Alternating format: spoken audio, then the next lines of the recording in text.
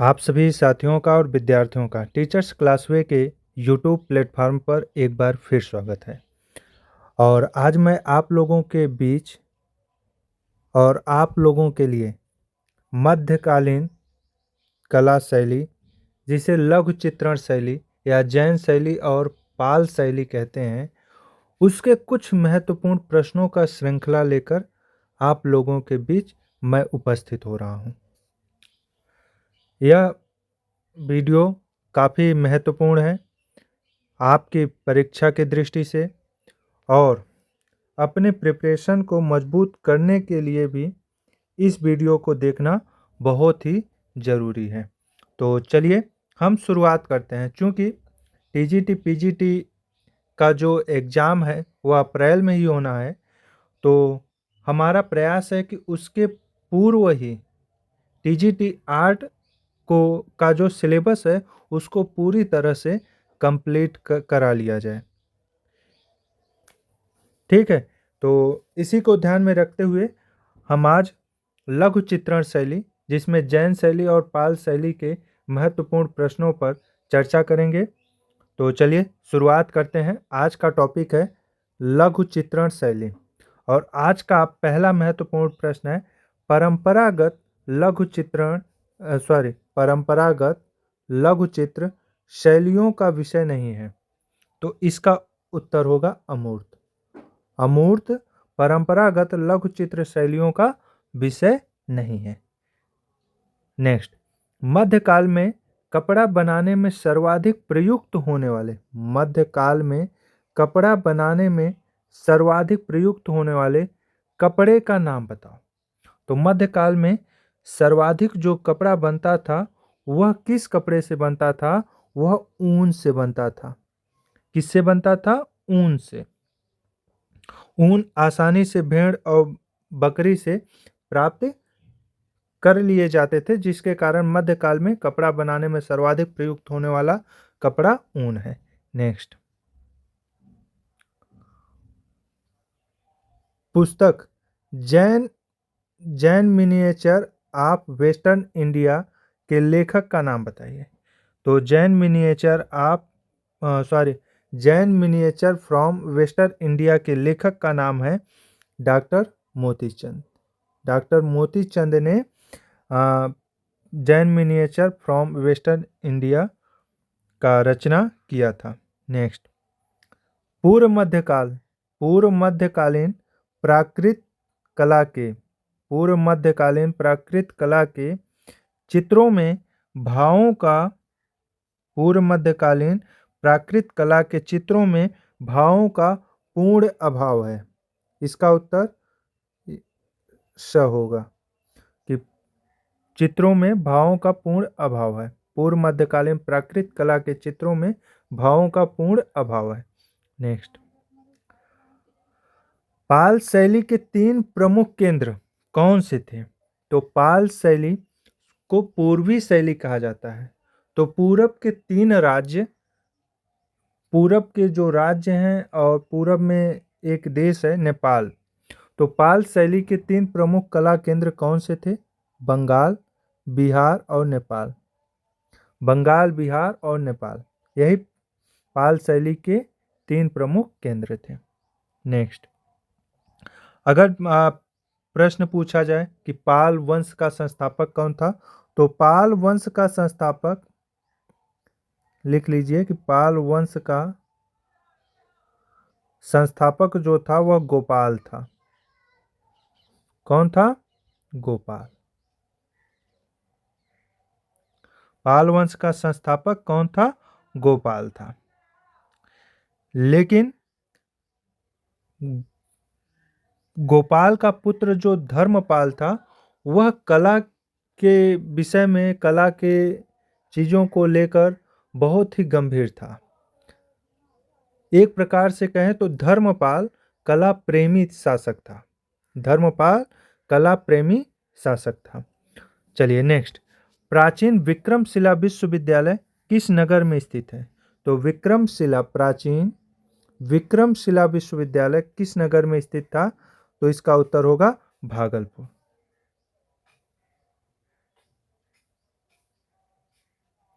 भागलपुर में विक्रमशिला विश्वविद्यालय स्थित था।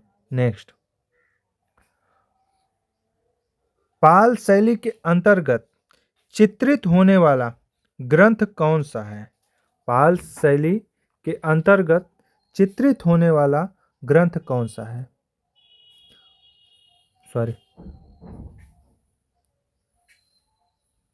पाल शैली के अंतर्गत चित्रित होने वाला ग्रंथ कौन सा है?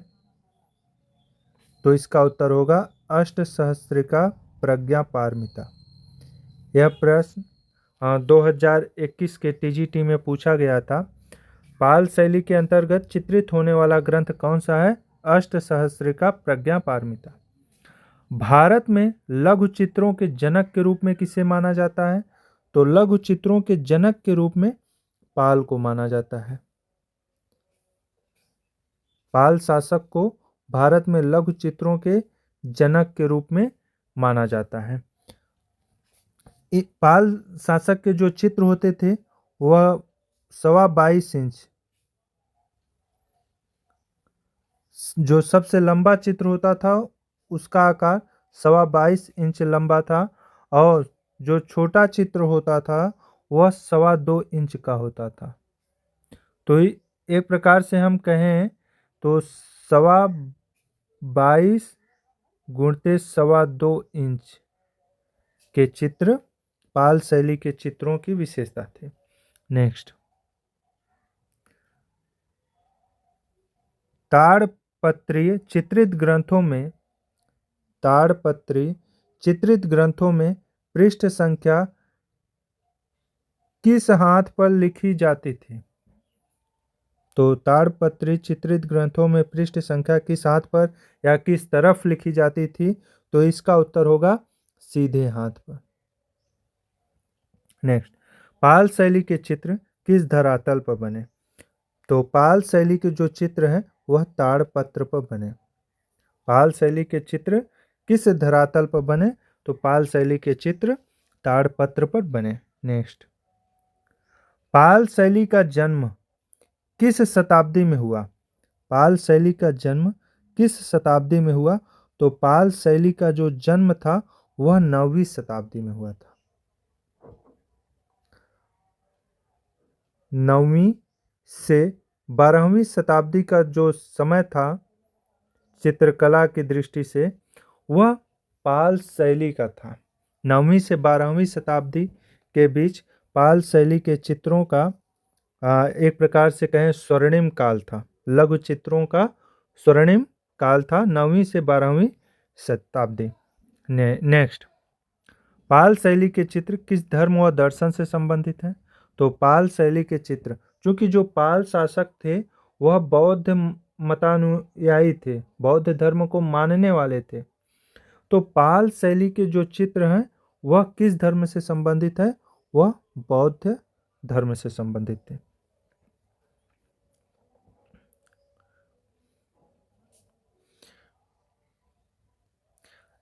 पाल शैली को किसने बिहार शैली कहा है? यह भी प्रश्न पूछा जा सकता है।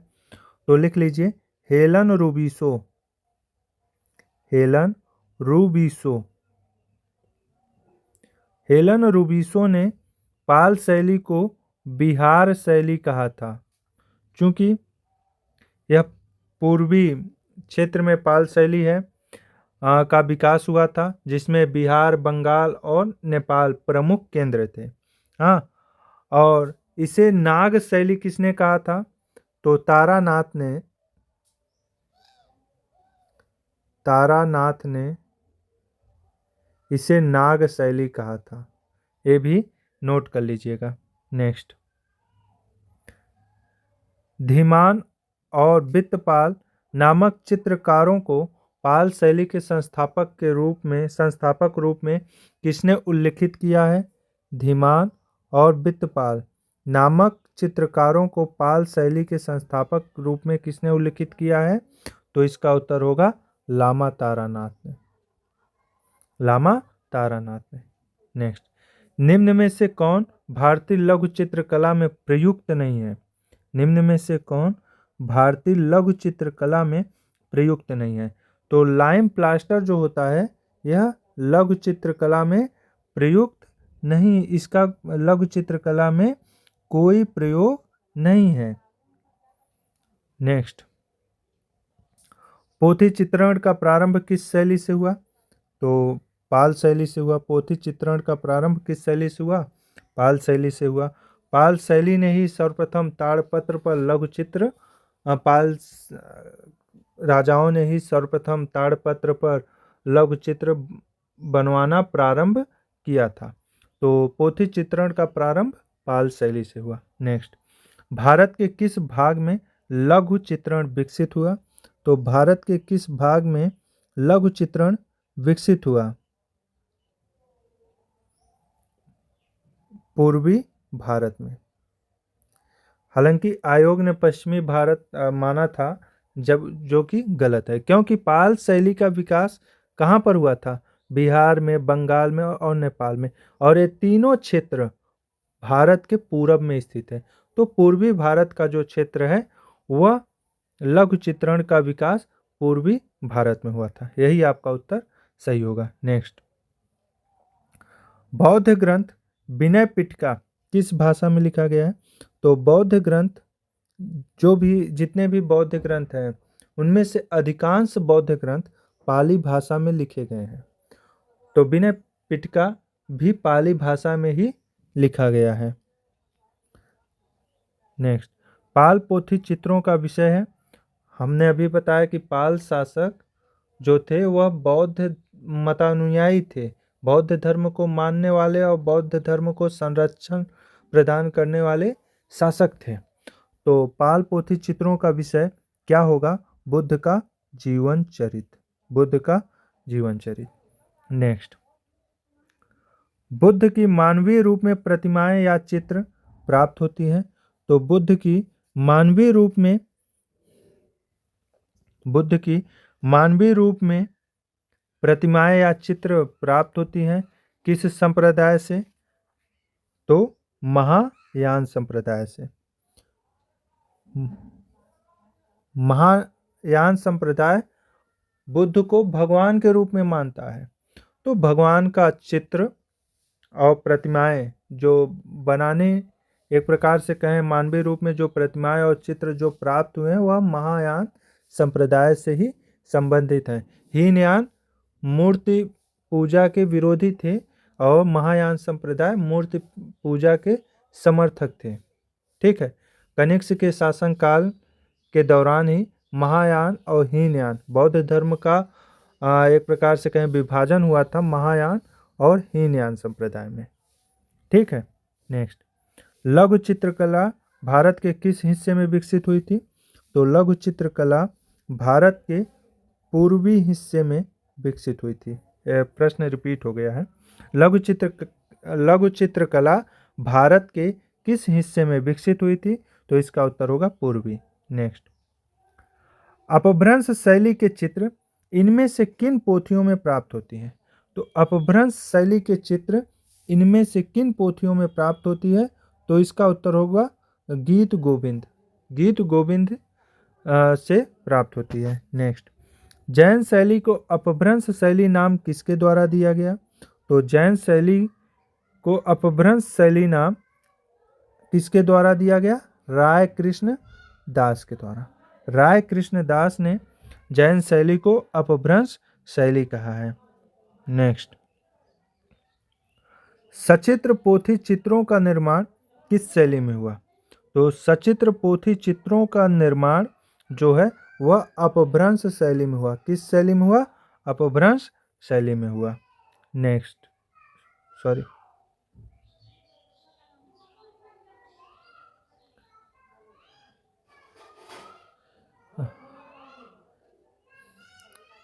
चलिए, सचित्र पोथी चित्रों का निर्माण किस शैली में हुआ? अपभ्रंश शैली में हुआ। ठीक है। आलेखन कला का बहुलता से प्रयोग किया गया है किसमें? अपभ्रंश शैली में। आलेखन कला का बहुलता से प्रयोग किया गया है किसमें? अपभ्रंश शैली में। नेक्स्ट, कागज पर चित्रित ग्रंथ उत्तरा अध्ययन सूत्र कहाँ सुरक्षित है? तो कागज पर चित्रित ग्रंथ उत्तरा अध्ययन सूत्र कहाँ सुरक्षित है? तो इसका उत्तर होगा जैसलमेर। जैसलमेर में सुरक्षित है। नेक्स्ट, कल्पसूत्र की अति प्राचीन चित्रित प्रति किसके पास है? तो कल्पसूत्र की अति प्राचीन चित्रित प्रति किसके पास है? इसका उत्तर होगा इनमें से कोई नहीं, क्योंकि अति प्राचीन जो चित्र है वह किसके पास है? वह है मोती चंद्र, नोट कर लीजिएगा, मोती चंद्र खंजाची, खंजाची, खंजाची के पास या कल्पसूत्र की अति प्राचीन जो चित्रित प्रति है वो मोतीचंद खंजाची के पास है। नेक्स्ट, अपभ्रंश शैली के किस ग्रंथ में नायक नायिका की प्रणय श्रृंखला पर आधारित 79 सुंदर चित्र चित्रित हैं? तो इसका उत्तर होगा बसंत विलास, बसंत विलास। नेक्स्ट, रति रहस्य सचित्र ग्रंथ के चित्र किस विषय से संबंधित है? तो यह रति रहस्य सचित्र ग्रंथ के जो चित्र हैं वह काम शास्त्र से संबंधित हैं, काम शास्त्र से संबंधित है। नेक्स्ट,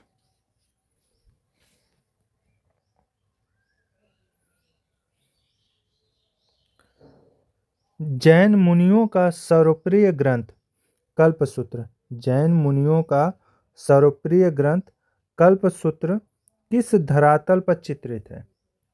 तो इसका उत्तर होगा ताड़पत्र पर,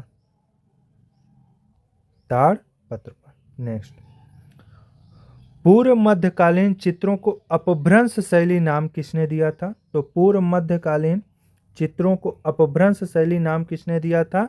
राय कृष्ण दास ने। किसने दिया था? राय कृष्ण दास ने। नेक्स्ट,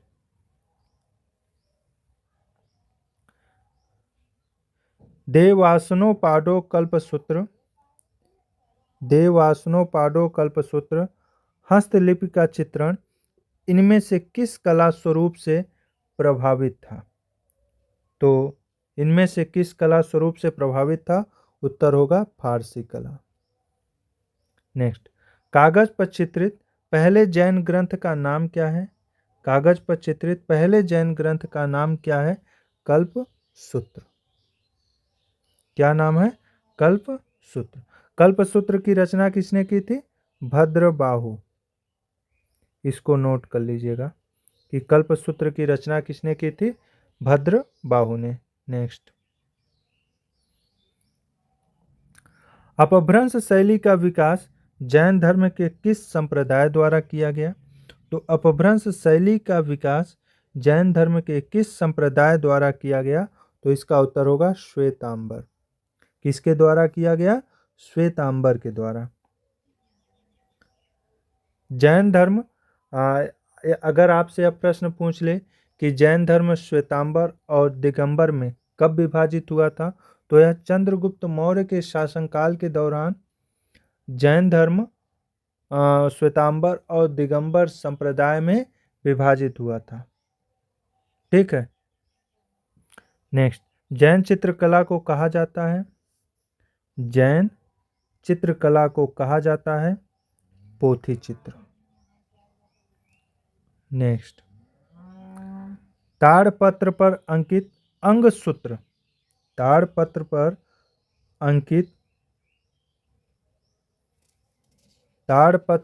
अंकित अंगसूत्र किस शैली से संबंधित है? तो यह किस शैली से संबंधित है? इसका उत्तर होगा अपभ्रंश शैली से यह संबंधित है। चलिए नेक्स्ट, खिलौने की तरह पशु पक्षियों का अलंकरण, खिलौने की तरह पशु पक्षियों का अलंकरण किस शैली में हुआ? तो इसका उत्तर होगा अपभ्रंश शैली में। खिलौने की तरह पशु पक्षियों का अलंकरण अपभ्रंश शैली में हुआ। नेक्स्ट, जैन धर्म के अनेक तीर्थकर, यहाँ लिख दीजिए, किस सचित्र पोथी में चित्रित हैं? जैन धर्म के अनेक तीर्थकर किस सचित्र पोथी में चित्रित है? तो इसका उत्तर होगा कालकाचार्य कथा। कालकाचार्य कथा में जैन धर्म के अनेक तीर्थकर चित्रित हैं।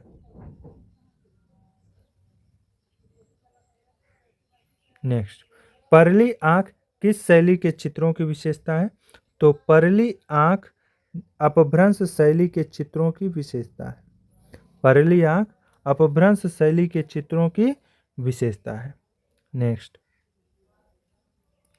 सर्वप्रथम स्थिर चित्रण मिलता है।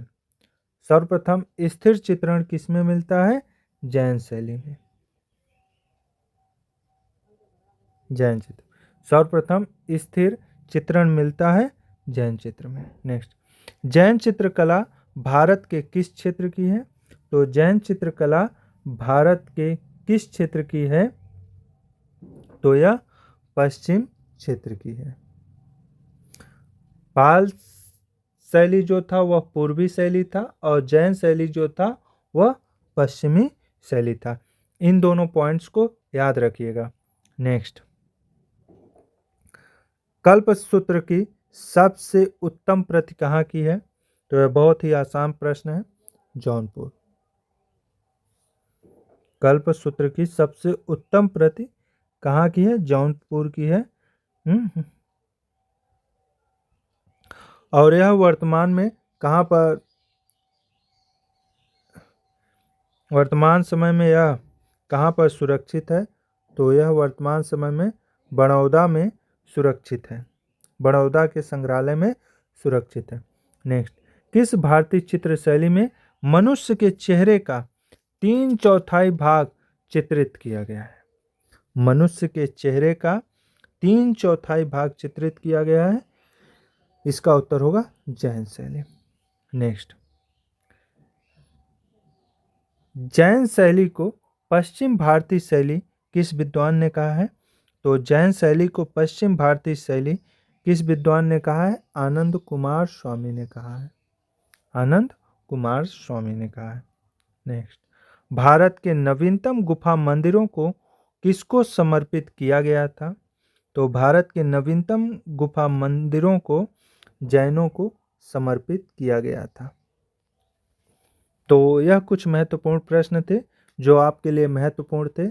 हमने इन प्रश्नों पर आप लोगों के साथ चर्चा किया। क्योंकि यह टॉपिक बहुत छोटा था तो इसमें प्रश्न बनाना थोड़ा कठिन था, इसलिए हमने, चूँकि प्रश्नों का श्रृंखला होना चाहिए, तो इसलिए हमने इसमें बहुत ज़्यादा विश्लेषण करने की ज़रूरत नहीं पड़ी। क्योंकि जितने पॉइंट्स हैं वो सारे पॉइंट्स इन प्रश्नों में शामिल हैं, तो इसलिए बहुत ज़्यादा इस प्रश्नों के श्रृंखला पर विश्लेषण करने की ज़रूरत नहीं पड़ी। उम्मीद है आप लोगों को यह प्रश्नों का श्रृंखला पसंद आया होगा। ठीक है, आज थोड़ी सी आवाज़ भी लड़खड़ा रही थी, उसका रीज़न है, बाद में बताएंगे। चलिए ठीक है, तो आप लोग अपनी तैयारी इसी तरह से जारी रखिए, और क्योंकि परीक्षा बहुत ही निकट है और जी जान से लग जाइए। अगर सफलता लेनी है, 8वां वेतन आयोग को अपने सैलरी में शामिल करना है, तो जी जान से लग जाइए, निश्चित रूप से सफलता मिलेगी। धन्यवाद।